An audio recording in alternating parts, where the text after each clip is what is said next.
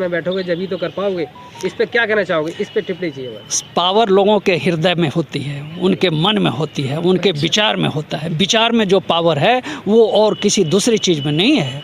हम लोग अपने वैचारिक शक्ति से इस देश को बदल देंगे। वहीं हमारी आपकी पाठशाला के संस्थापक, संयोजक, विचारक, लेखक, चिंतक एवं समाज सुधारक डॉक्टर विक्रम चौरसिया ने कहा कि इन बच्चों की मदद कोई भी व्यक्ति सप्ताह में एक दिन 1 घंटे या 2 घंटे अपनी निःशुल्क सेवा देकर कर सकता है। आइए सुनते हैं। एपीजे वैसे ही इनको, क्योंकि कलाम सर हमारे बीच में कई बार आए थे। जब मैं पटना के कुछ अनाथालयों में काम कर रहा था, फिर पालनगिरी में भी काम कर रहा था, तो कई बार आए, मिलना हुआ। सर से जब पहली बार मुलाकात हुई, जब देखा तो कलाम सर वाली छवि चीज़ें दिखी, तो फिर आज सर बच्चों के बीच में, हम लोग के बीच में है।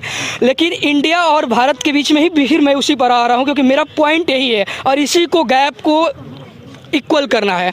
हमारे कॉन्स्टिट्यूशन में आर्टिकल 14 में इक्वलिटी बिफोर लॉ की बात करी जाती है।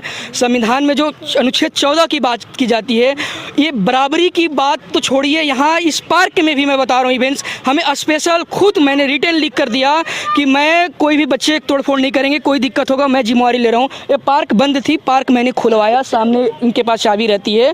और अम्बेडकर पार्क में जब हमने क्लास लेना है बच्चों को शुरू किया था, तो वहाँ उन्हीं के पेरेंट्स लोग नहीं चाहते कि उनके बच्चे पढ़ें। वहाँ के पार्क में भी एक सर हैं जो वहाँ केयर टेकर हैं, वो बोले कि यहाँ पर आप क्लास नहीं पढ़ा नहीं सकते हो। शुरुआत की बता रहा हूँ। उस शुरुआत के दौर में हमने उनसे बहुत अलग तरीके से कई बार मोटिवेट किया, कुछ लोगों को समझाया, फिर भी वो लोग, वहाँ के लोग समझ ही नहीं पाए। वो लोग ताश की पत्ती और गड्डी जो भी स्मोकिंग करना, फिर लास्ट में हम लोग यहाँ बच्चों को लाएं। लेकिन लोग यहाँ मुखर्जी नगर है ना, ये इंडिया है, बगल में झुग्गी झोपड़ी है जो स्लम है, और जो झुग्गी झोपड़ी स्लम में कहाँ से आते हैं लोग, गाँव से होकर आते हैं। लगभग जो गाँव के गरीब मजदूर किसान होते हैं और यहाँ आते हैं, तो वो मजबूर होते हैं झुग्गी झोपड़ियों में रहने के लिए। तो उनके बच्चों को शिक्षा नहीं मिल पाती है, एजुकेशन नहीं मिल पाती है।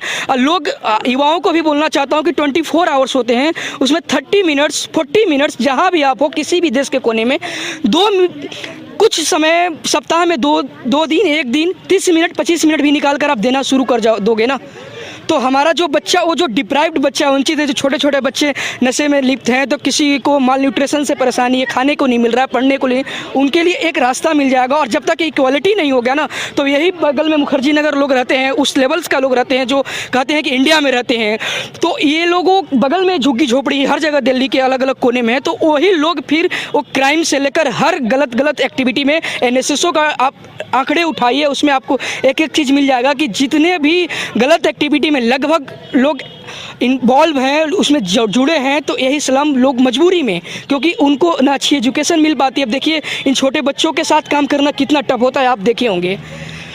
बड़े लोग को पढ़ाना बड़ा आसान होता है, लेकिन बड़े बच्चों को भी हम लोग पहले क्लास लेते थे, बीच में लॉकडाउन से बंद हुआ था, फिर हमने स्टार्ट किया है।